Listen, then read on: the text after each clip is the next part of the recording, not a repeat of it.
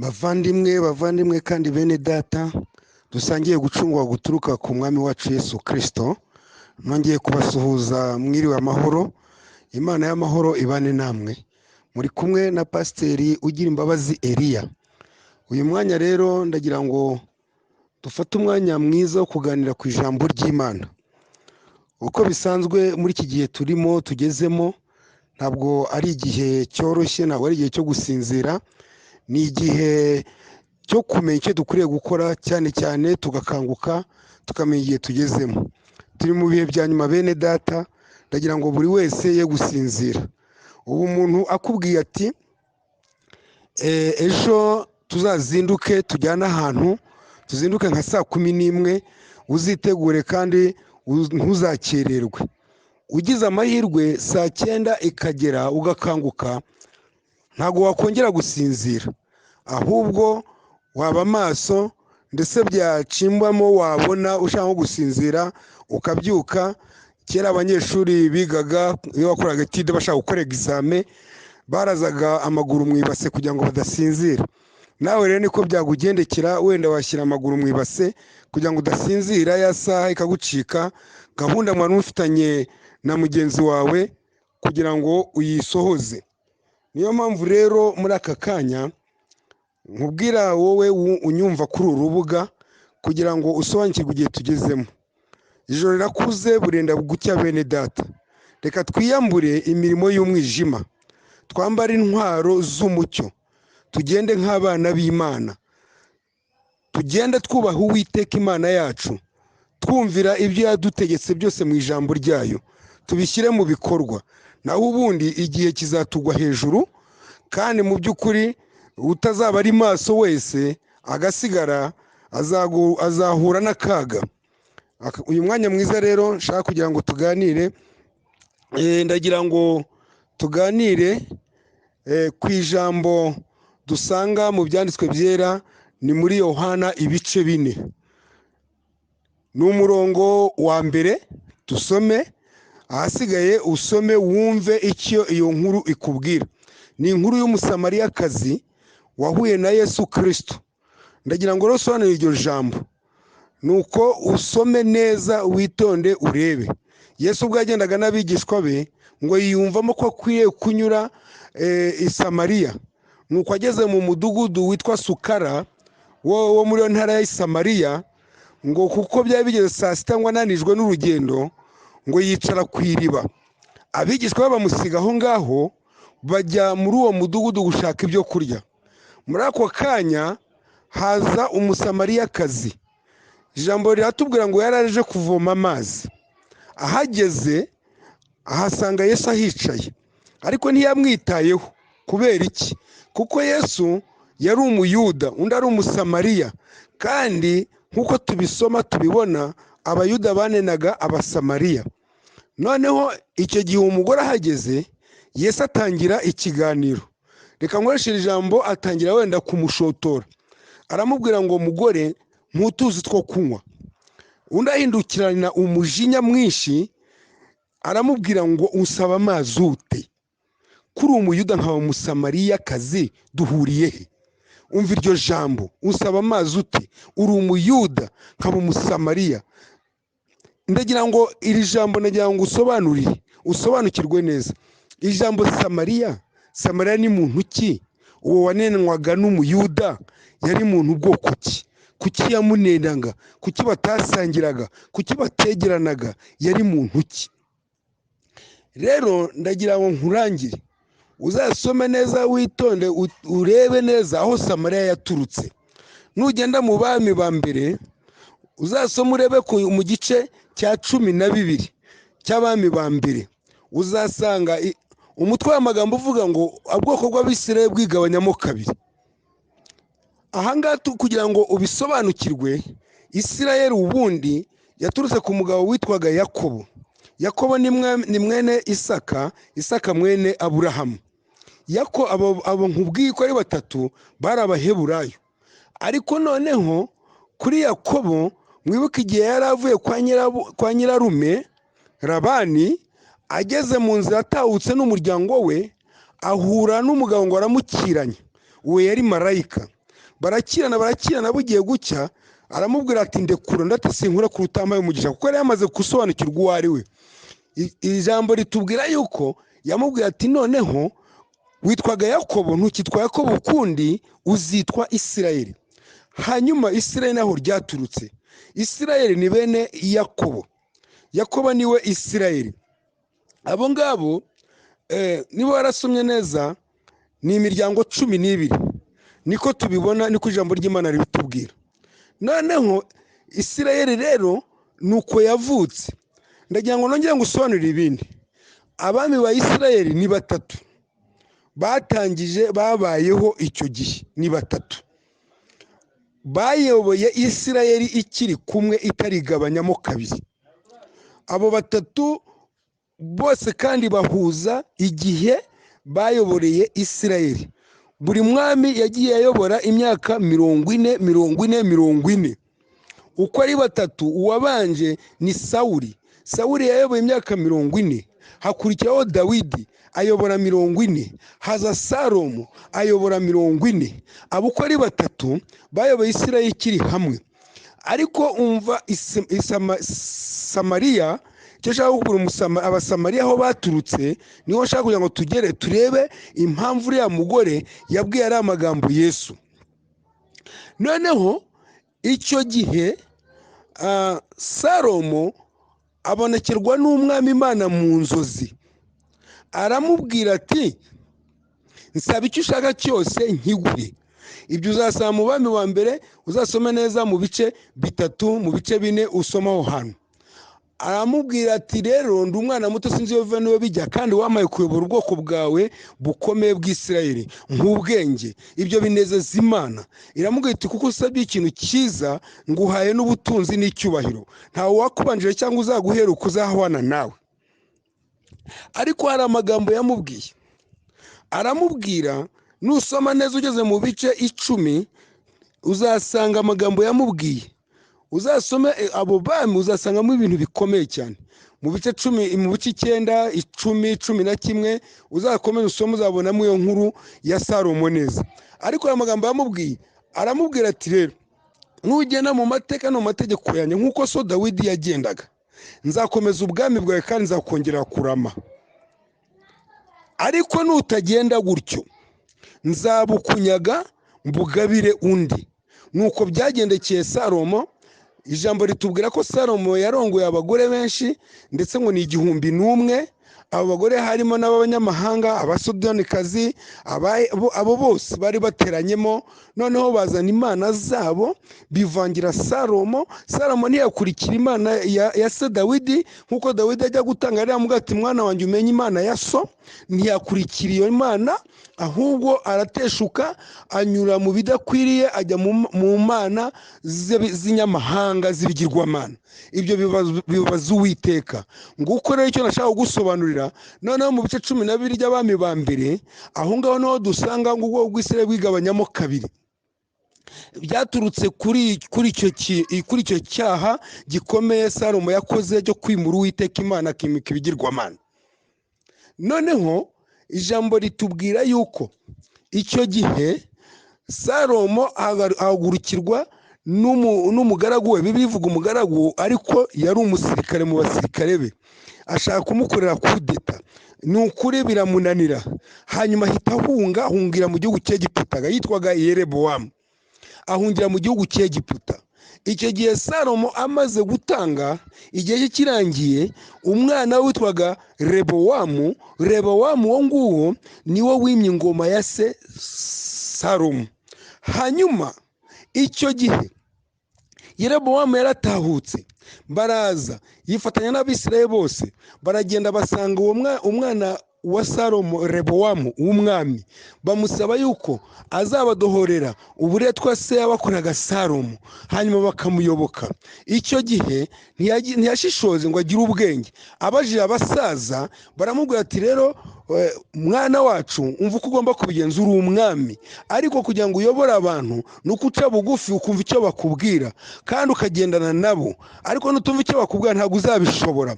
Ati ndabyumvise. Abaza abasore abasore babyirukanye nabo burungano baramubwira ati sha rwose have ubaye umwami uzagomba kuvuga rikijyana uzababwire yuko aburetwa eso yabakojeje kuba kabiri ndetse baramubwira ngo ikiyunguyungu ngo igikumwe cyawe kizaruta ikiyunguyungu cya so n'ibindi yababwiye ati nzabakubitisha iyi sikoropiyo kandi we yabakubitishaga ibiboko abantu bati nuko bimeze gutyo turagiye.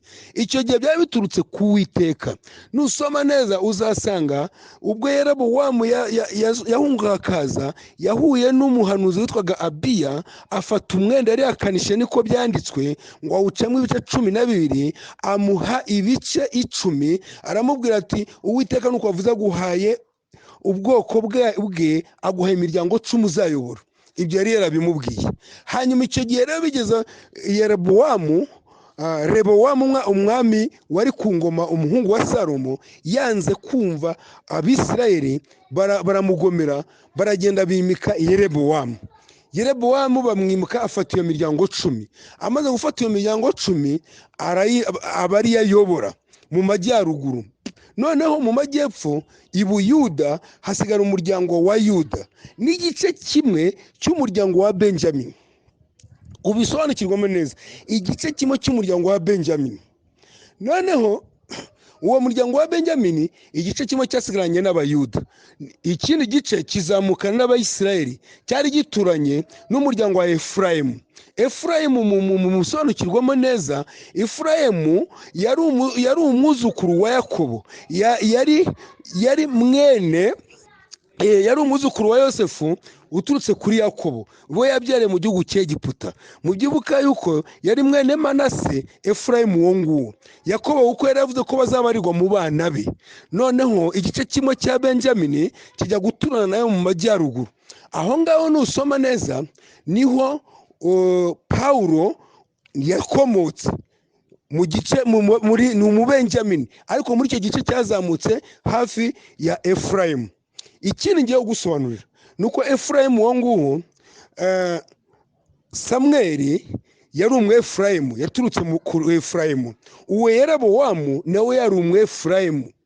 Ndagira ngo ibyo uzabisobanukirwe mbikunyuriyemo muri make, ariko uzabisobanukirwe we wumva iri jambo. Reka tugikomeze, ndashaka kugira ngo tumenye Samariya aho yaturutse. Noneho wa mwami Yerobowamu aragenda ashaka ubwami bwe abuha umurwa mukuru. Nta gihugu kitagira umurwa mukuru, kitagira kapitali. Ashatse umurwa mukuru awita Samariya.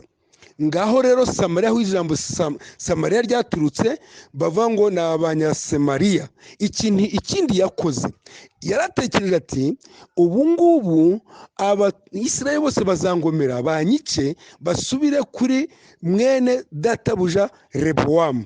Icyo nakora ni iki? Yafashe ibigirwamana 2 by'inyana yabumbye mu izahabu, kimwe agishyira ku musozi w'Ibeteli, ikindi agishyira ku musozi w'Igadi. Noneho aravuga ati ngize imana zanyu zabakuye mu gihugu cy'Egiputa, ntimuzongere gusubira i Yerusalemu kuko ni kure. Yagira ngo abakumire. Ibyo byababaje Uwiteka Imana, byababaje Imana. Yakoze icyaha gikomeye cyane.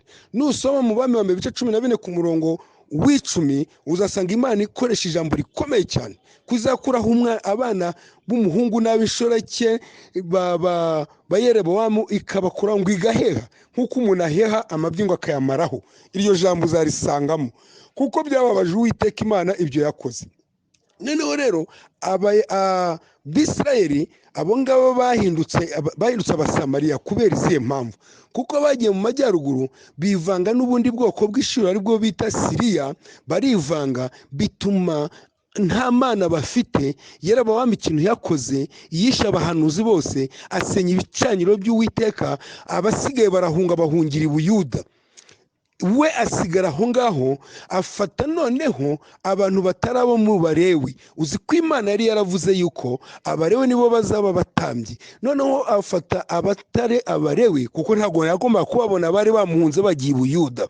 Abamaze kubafata abarabeza ngo abagira abatambyi. Bamwe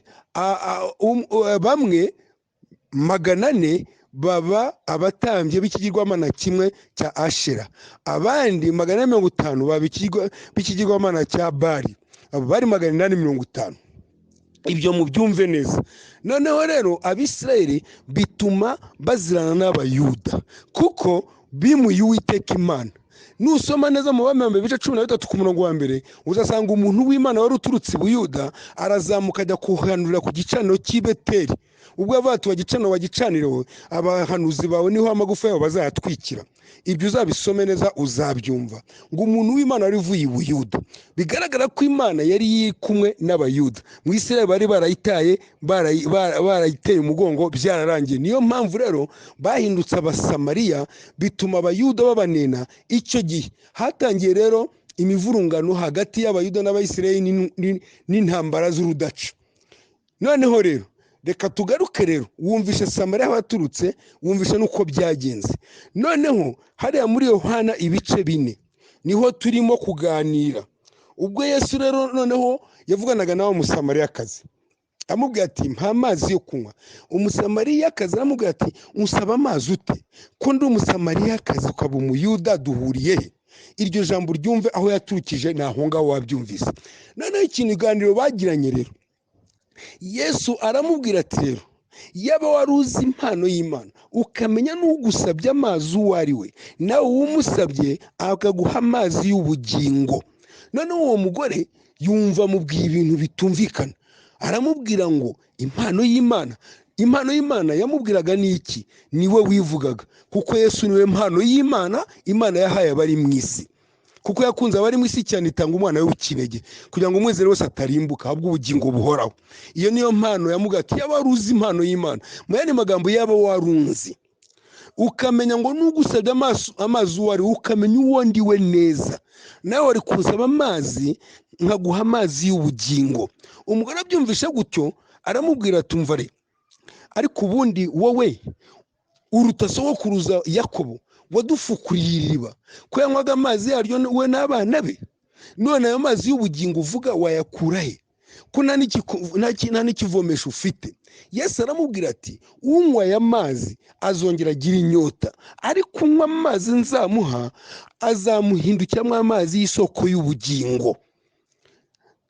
Uwo mugore abyumvise gutyo aramubwira ati rero noneho mpayo mazi, mpakura ayo mazi kugira ngo ntazagaruka kuvoma hano kuko ari kure. Yesu aramubwira ati umva rero genda uhamagara umugabo wawe ugaruke hano. Umugore aramubwira ati nta mugabo mfite. Yesu aramubwira ati uvuze ukuri, ibyo by'ubivuzeho ukuri. Nta mugabo ufite, wari ufite 5, n'uwo ufite ubu ngubu si uwawe.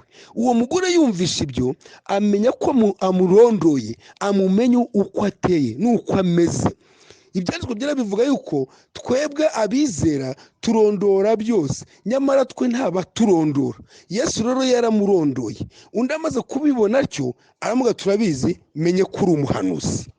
Reka rero nkubwire, ubwo menye kuri umuhanuzi ukaba n'umuyuda uri umuhanuzi, dore icyo mwebwe mwakoze. Basogokuruza basengeraga Imana kuri uyu musozi, ariko mwebwe muvuga yuko i Yerusalemu ariho hakwiriye gusengerwa. Yesu amusubiza irindi jambo rikomeye, aramubwira ati mugore nyizera, igihe kizaza uko batazaba basengera Imana ku musozi cyangwa se Yerusalemu, kuko agakiza kava mu Bayuda. Ati kuko Imana ishaka yuko abayisenga bakwiriye kuyisenya mu mwuka no mu kuri. Yaramubwiye ngo agakiza kava mu Bayuda. Iryo ni ijambo rikomeye cyane uwagombaga kubyumva nawe. Kuki yamubwiye ngo agakiza kava mu Bayuda? Nuko utega amatwi wumve, nuko cyagiye namaze gusobanurira ubwo abayisirayeli bamaze gucikamo kabiri, abari bazamutse ya miryango 10 nta mana bayiteye umugongo barayireka, basenya n'ibicaniro byayo, birukana n'abahanuzi bayo, ndetse n'abahanuzi barabica abandi barahunga, abatambyi nabo baragenda, basigara nta mana bafite. Imana yari i Yerusalemu, Imana niho yari iri mu Bayuda, mu muryango wa Yuda. Yesu aramubwira rero atagakiza kava mu Bayuda. Iryo jambo ryumve. Ni nayo mpamvu mu Baroma hatubwira ngo Abayuda barusha iki abandi, ngo babarusha byinshi kuko nibo babikijwe amabanga y'Imana. Mwene data ndagira ngo rero wowe wumvire ijambo ubyumve neza. Yesu Kristo yabwiye uriya mugore ngo agakiza kava ku mu bayuda kandi namwizere igihe kigiye kuza ubwo bazaba batagisengera kuri uwo musozi cyangwa i Yerusalemu, kuko Imana ishaka ko abayisenga bayisenga mu mwuka no mu kuri. Mwene data, igihe cyarageze ubwo utakijya kujya gusenga, ujya gusengera mu itorero iniri i Nyarugenge, se ujya gusengera i Remera, ujya gusengera ukaba uri mu rugo. Imana ishaka ko abayisenga bayisenga mu mwuka no mu kuri. Senga Imana mu mwuka no mu kuri, senga Imana mu mwuka no mu kuri. Igihe cyageze, ntabwo ari ukuvuga ngo ngiye aha n'aha, nk'uko Yesu yabwiye uriya mugore w'umusamariyakazi, wivuga ngo uzajya i Yerusalemu ubwo udashobora kugera i Yerusalemu. Ntabwo abasamariya bashobora kugera i Yerusalemu, cyaraziraga kuko bari kuhagera bagahura n'akaga, ntabwo bashobora kujyayo kandi niho Imana yari iri. Noneho rero Yesu aramubwira ati igihe kiraje ubwo bazaba batagisengera kuri uyu musozi cyangwa i Yerusalemu aho uvuga, kuko Imana ishaka ko abayisenga bayisenga mu mwuka no mu kuri. Mwene data, ndashaka kukubwira ngo senga Imana mu mwuka no mu kuri. Reka dusobanukirwe noneho ukuri ni iki, umwuka ni iki. Ijambo ukuri ni Yesu, ibyo urabizi neza. Umwuka ni iki? Umwuka ni Imana, ibyo nabyo urabizi. Ishaka ko abayisenga bayisenga mu mwuka no mu kuri. Senga Imana uri muri mu kuri, uri muri Kristo Yesu. Noneho usenga Imana nuba uri muri Kristo uzaba uri mu kuri. Noneho winjire mu Mana, winjire mu Mana. Niwinjira mu Mana uzaba uri mu kuri. Ndagira ngo ubisobanukirwemo neza cyane.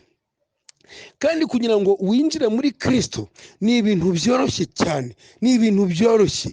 Kwinjira muri Kristo ni ukwinjira mu ijambo, ijambo rikaba muri wowe nawe ukaba muri ryo. Niyo mpamvu Yesu yavuze muri Yohana 15:7 ngo amagambo yanjye naba muri mwe nanjye namwe mukaba muri nge, musabe icyo mushaka cyose muzakibona. Ndagira ngo mbanze nkubwire, abantu bagenda bagasenga ngo ijambo riravuga ngo ujye tuzasaba cyose tuzagihabwa, agasenga ntakibone, agasenga ntakibone. Si uko Imana ibeshya, si uko byayinaniye, ahubwo ni uko utinjiye muri iryo jambo ngo ukore icyo ijambo rikubwira, ugendane n'ijambo, uyoborwe n'ijambo. Rero uriya mugore amaze kubyumva, amaze kumva ibyo Yesu amubwiye, umugore aramureba ati koko igihe kiraje ubwo bazaba batagisengera kuri uyu musozi ntibasengere n'i Yerusalemu, koko igihe kiraje. Ati icyo gihe kizabaho ryari? Kuko abasamariya bari barababaye cyane, kuko abayuda babanennye kandi barabaca, no kubera ko bari baranataye n'Imana. Noneho bari bategereje yuko Yesu Kristo naza ari we uzabahuza. Nusoma mu Efeso 4 uzasanga ngo yaraje abwira abari bugufi iby'amahoro n'abari kure n'abababwira iby'amahoro, kugira ngo ababiri barememo umuntu umwe. Azana amahoro atyo, ayicishe bwa bwanzi, ayicisha umusaraba. Ndagira ngo ubanze ubisobanukirwe. Uwo musamariyakazi bari bategereje Mesiya, bategereje ko azaza akaba ari uzabahuza, akongera akabahuza bakaba umuryango umwe, ntibabemo ibice bibiri. Nicyo yari ategereje. Noneho amaze kumva Yesu amubwiye ibyo yuko batazongera gusengera ku musozi cyangwa n'i Yerusalemu, yumva noneho amubwiye ibintu bikomeye. Icyo cyatumye wa mugore amubwira ati reka nkubwire, ibyo byihorere wibimbwira, tuzi neza ko Mesiya naza azatubwira byose. Ibyo wowe nubwo namenye ko uri umuyuda, nkamenya ko uri n'umuhanuzi, ariko ibyo ntibikureba, ibyo birareba Mesiya. Mesiya naza niwe uzaduhuza akadusobanurira byose. Yesu amaze kubyumva atyo, yumva ko umugore atangiye gusobanukirwa, nibwo yamubwiye ati ariko mugore, wari uzi ko uwo Mesiya uvuga ari we muvugana? Bituma wa mugore afunguka mu bwonko no mu bitekerezo. Abibonye atyo ati ibintu birakomeye, bituma asiga ikibindi aragenda ajya kuvuga ubutumwa. Mwene data, hari ibintu witwaza, hari ibintu ujyana, hari ibintu byari bigufashije. Icyo kibindi yarakitwazaga akajya ku mugezi. Bibiliya itubwira yuko yari afite abagabo 5, uwo afite atari uwe. Birashoboka ko yagendaga akahurira n'abagabo mu nzira, akabatereta akabatwara. Birashoboka ko yagiye akabona Yesu yicaye ku mugezi, avuga ati mbonye naho umugabo wanyizaniye, akebaguje hirya no hino abona nta muntu uhari, kuko abigishwa bari bagiye guhaha ibyo kurya. Aravuga ati ndamubonye. Uko yamwegeraga asanga birahinduka, kuko amaze kumwegera asanze atari umuntu batari bukorane, batari buvugane, atarigira ikintu amubwira, asanga ari umuyuda. Icyo gihe umugore yari yarakaye afite uburakari ati noneho njyewe ibyo nitwazaga byose ndabihombye. Umva mwene data, yayitwazaga cya kibindi na ya mazi yashakaga yamugirira umumaro, yamufasha byose. Yesu amaze kumubwira ibyo abitaho ngaho, aragenda ajya kuvuga ubutumwa. Aragenda agera mu mudugudu, agera iwabo aho ngaho mu kirorero, arababwira ati muzi n'ibindi? Batakagira inkuru ati nimuze mbere ku muntu umbwiye ibintu byose nakoze akandondora, hari n'ibindi ambwiye, murebe ko ari Mesiya. Mu yandi magambo ambwiye ko ari Mesiya, murebe neza ko ari we. Abasamariya bati nuba ari uko bimeze twagenderewe ariko ntitwabimenye. Ese mwene data, aho wowe ntiwagenderewe ntiwabimenya? Abasamariya baragenderewe, Yesu yarabagendereye, kuko ngo yaragenda ngo yiyumvamo ko akwiriye kunyura i Samariya, yiyumvamo kuko yagomba kugenderera abasamariya igihe cyari kigeze. Aho wowe ntiwagenderewe ukayoberwa icyo ugomba gukora. Mwene data, humuka amaso nk'uko uriya mugore yahumutse amaso. Nawe waragenderewe, umenye igihe ugezemo, umenye igihe kize. Ni igihe cy'ubuntu, ni igihe cyo kuva mu kaga. Nubwo dugoswe n'ibikomeye byose, ariko hari amahoro muri Kristo. Nabo abasamariya bari bagoswe n'ibibazo, baranenwe, baraciwe hirya no hino, byarabayobeye, ariko Yesu araza, amahoro abaraje. Umva rero usobanukirwa ibingibi. Yesu yaraje, nawe gira amahoro. Va mu byo wibwira, va mu byo tekereza, va mu nzira unyuramo, wirebe ibingibi tugose. Iki cyorezo cya coronavirus cyaraje, ariko Yesu arahari. Ndigira ngo mbanze ngusobanurire, Yesu arahari. Izera umwami Yesu. Ikibazo nta kindi kibazo gihari, niyo wakurwa mu mubiri mwene data, ufite aho uzajya. Ese ubundi bwo uzamara igihe kingana iki kuri iyi si? Reka mbanze nkubaze, uzamara igihe kingana iki kuri iyi si? Niyo wakurwa mu mubiri n'uyu munsi, akira Yesu Kristo, witeganirije aho uzajya, uzagera mu bwami bwiza kandi uzanezerwa. Umva rero, noneho icyabaye rero hariya ku Basamariya, baravugana batereka tugende tujye kureba uwo muntu niba ari Mesiya. Ikitubwira kwa bariya Basamariya bamaze kubwirwa ubutumwa n'uriya Musamariyakazi, baravugana bati mureke tugende tujye kureba ko ari Mesiya. Ikitubwira ko ari Mesiya, hari ibyo turi bumubwire, nitubona byemeye turamenya ko ari Mesiya. Icyo bagomba kumubwira ni ikihe? Ngo nuko baragenda, bahageze bamaze kumubona baramubwira bati rero ngwino noneho uzi iwacu, ngwino uzi iwacu. Icyambere bararebye bati uyu ni umuyuda. Ubwo ari umuyuda nitumubwira kuzi iwacu ntabyemera, ariko niba ari Mesiya araza. Kandi bari bazi ko Mesiya azaturuka mu muryango wa Yuda, byo bari babizi. Ndagira ngo rero usobanukirwa ko bahageze, bamaze kuhagera bamubwiye bati ngwino iwacu. Yesu aremera, baragenda barajyana, amarayo iminsi 2 nk'uko ijambo ritubwira, asangira nabo, ararayo, abaganira nabo, ari kumwe nabo. Ibyo ngibyo abigishwa be byarabatangaje, nk'uko twabonye haruguru yuko iyo bari bamaze kuzana ibyo kurya ntabwo basobanukiwe. Basanze agana n'uwo Musamariyakazi, bari bati bishoboka bite? Umusamariyakazi bavugana amagambo ubwoko ki?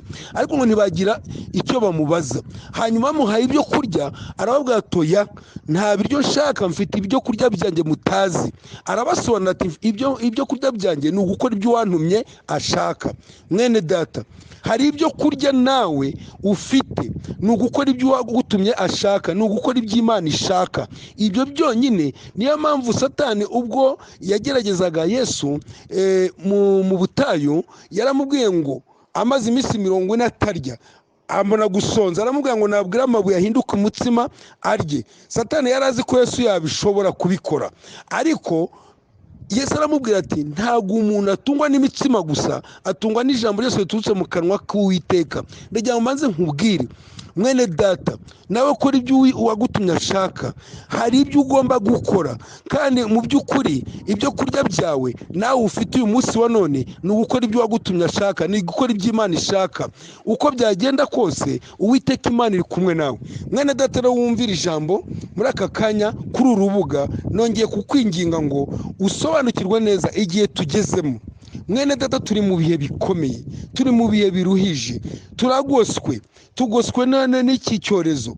Urabona ko iki cyorezo cyazanye ibintu bibi cyane bikomeye, cyazanye ibintu byo kugira ngo abantu be kwegerana, abantu be kujya, urabona ko bisaba ngo hagati yawe na mugenzi wawe habemo metero, ndetse mu rusengero habemo 2 cyangwa 3. Ibyo ngibyo icyo cyorezo gisa nkaho cyadutandukanije, nk'uko byagenze ku Bisirayeli n'Abasamariya, yuko Abayuda n'Abasamariya baratandukanye bitewe n'icyaha cyajemo hagati. None rero ndakubwira ngo natwe muri iki gihe cya none, igihe kirageze yuko Yesu nawe agiye kuza kugira ngo kwa gutandukana kwacu kuveho, ya metero iveho, za metero 2 ziveho, twegerane, dusabane, tujye mu birori, tuhuze urugwiro, tujya mu bukwe, duhuze urugwiro, tujya hirya no hino turi kumwe mu modoka, twegerane. Bigiye kigiye kugera, kuko Yesu azaza nanone akureho icyo cyorezo, yongera duhuze nk'uko yaje agakuraho bwa bwanzi bwari hagati y'Abayuda n'Abasamariya, arongera abagira umwe, arabahuza. Rero mwene data, icyo bisaba ni iki? Bamaso. Uriya Musamariyakazi na bene wabo b'Abasamariya bari bategereje Mesiya ko naza azabahuza, naza azakuraho ibyo cyabatandukanyaga. Rero igihe kigeze bamenya ko bagenderewe, baravuga bati reka tujye kumureba. Ahuye na wa mugore, tujye kumureba, twagenderewe se koko? Nidusanga ari byo turamubwira azi wacu, nazi wacu turamenya ko twagenderewe, umunezero wacu uraba wuzuye. Rero mwene data, aho wowe ntabwo wewe igihe wagenderewe, nawe waragenderewe. Umwami Yesu yageze iwawe. Ndagira ngo ngusobanurire, ureke ibyagutandukanyaga, ureke ibyakubuzaga kujya aho abandi bari, kwegera ijambo ry'Imana. Egera ijambo ry'Imana, egera ijambo ry'Imana. Yesu yarakugendereye kuko Imana yatanze umwana wayo kugira ngo aze mu isi, abe umucunguzi n'umukiza w'abari mu isi. Kandi Pawulo we yaravuze ati yaje gukiza abanyabyaha, ati muri bo ndi uw'imbere. Nawe ndagira ngo ngusobanurire, Yesu yaraje kugira ngo nawe agukure mu bibazo, agukure mu bibi byakurushaga, agukure mu byakubuzaga kwegera ijambo ry'Imana, abikureho. Wegera ijambo ry'Imana, wegera Imana, kuko igihe kigiye kugera kugira ngo tubone ubwiza bw'Imana, kuko birahari mwene data. Ubwiza bw'Imana burahari, kandi niwitonda uzabubona. Reka manze ngusobanurire, niwitonda uzabona ubwiza bw'Imana. Ndagira ngo mbere yuko ndangiza iki cyigisho, ndagira ngo ngusobanurire. Ndakubwiye ngo ubwiza bw'Imana burahari, ubwiza bw'Imana burahari. Egera ubwiza bw'Imana. Aho kugira ngo wegere ubwiza bw'Imana, ndakwereka inzira Uwiteka Imana yavuze. Uzasome mu Kuva ibice 33, uzarebe ku murongo wa 21. Nusoma haruguru uzasanga Mose avugana n'Imana, noneho arayibwira ati nyereka ubwiza bwawe burabagirana. Noneho Uwiteka aramubwira ati ubwiza bwanjye ntibuboneka, ariko aramubwira ati hari ahantu, ku murongo wa 21, ati hari ahantu bugufi bwanjye, nawe uzahagarare ku rutare. Ubwiza bwanjye bukikunyuraho, nzagutwikiriza ikiganza, ngushyire mu busate bw'ubwo butare. Nimara kugucaho, utwikuraho ikiganza cyanjye, urebe mu mugongo wanjye, ariko mu maso yanjye ntihaboneka. Umva ijambo ry'Imana kugira ngo ubone Imana. Mwene data, ubone Imana, ushyikirane n'Imana. Hari ahantu bugufi bw'Imana, hari ahantu bugufi bw'Imana. Hajye uhagere. Numara kuhagera winjiremo. Umva, ahantu bugufi bw'Imana ni Kristo, niho bugufi bw'Imana. Injiramo uzabona ubwiza bw'Imana. Kandi ibyo ngibyo Pawulo nanone yarabisobanuye ubwo yavuga mu Bakorinto ba mbere ibice 5 ba kabiri ibice 5 ku murongo wa 19. Aravuga ngo kuko muri Kristo Yesu arimo Imana yiyungiye n'abari mu isi, ntiyongera kubabara ibicumuro byabo. Muri Kristo injira muri Kristo Yesu nimwe Imana iri. Hanyuma kugira ngo usobanukirwemo neza, ushobora kuba nzinjira gute? Jya mu ijambo. Niwinjira mu ijambo, kwinjira mu ijambo ni gute? Ni ugukora icyo rikubwira, naryo rikaba riri muri wowe, ukayoborwa naryo, ukagendana naryo. Icyo gihe uzaba uryinjiyemo naryo riri muri wowe. Icyo gihe uzabona Imana. Imana muzaba muri kumwe, muzaba mwegeranye, uzabona Imana. Gira umwete rero mu gihe nk'iki kugira ngo witunganye, wikuraho ibyo byose byakubuzaga kwegera Imana, wegera Imana, kuko igihe kirageze kugira ngo dutabarwe mwene data. Igihe kirageze kugira ngo dutabarwe. Igihe cyarageze. Yesu yiyumvamo ko akwiriye guca i Samariya, ajya mu mudugudu witwa Sukara. Ndagira ngo nsobanura, ahura n'abasamariya. Igihe cyabo cyari kigeze kugira ngo batabarwe. Igihe cyabo cyari kigeze kugira ngo babone amahoro n'umutekano biturutse muri Kristo Yesu. Nanjye ndakubwira ngo igihe cyageze kugira ngo natwe dutabarwe. Imana dutabare kuri iki cyorezo turimo cya coronavirus, cyatumye ibintu byose bihagarara, cyatumye ibibazo bitugora, cyatumye ndetse n'ibiryo bibura, ibintu byose birahagarara. Igihe kirageze, tugiye gutabarwa. Ndagira ngo witegure mwene data, witegure, akira umwami Yesu kugira ngo tugende nk'uko bikwiriye, maze igihe cyacu nikijya dutabawe tube mu mudendezo no mu munezero, twishimiye gutabarwa guturutse ku mwami wacu Yesu Kristo. Reka rero nkubwire ngo Imana y'amahoro ikomeze kukurinda, ikweze, igutunganye, kubwirira ijambo ribe muri wowe nawe ube muri ryo, kugira ngo ubwiza bw'Imana bukugaragarire. Murakoze abumvishe iri jambo Imana yampaye kuri uru rubuga, kuri uyu mugoroba wo kuri uyu munsi. Ndagira ngo iri jambo ribe iryawe, urishyire mu bitekerezo byawe, kandi Imana ikomeze kukuyobora. Murakoze mwese. Reka dusenga Imana. Nyagasani Imana yacu, Uwiteka Yehova, ni wowe Mana, nta yindi Mana ibaho. Warakoze kuduha Kristo Yesu kugira ngo aze mu isi abe umucunguzi n'umukiza wacu. Kandi turagushima, ubwo Yesu yazaga yarahamagaye ngo yemwe abarushye n'abaremewe mwese nimuze musange ndabaruhura.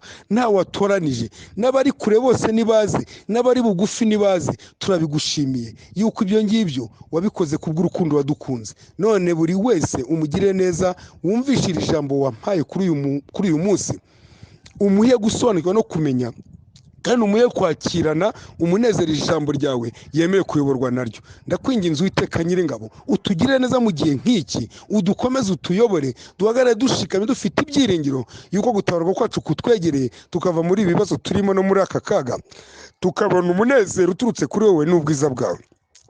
Icyubahiro ni icyawe, turabigushimiye, urakoze. Byose bibe nk'uko ushima kandi ushaka, ni mu izina rikomeye Yesu Kristo mbisabye nizeye, amena.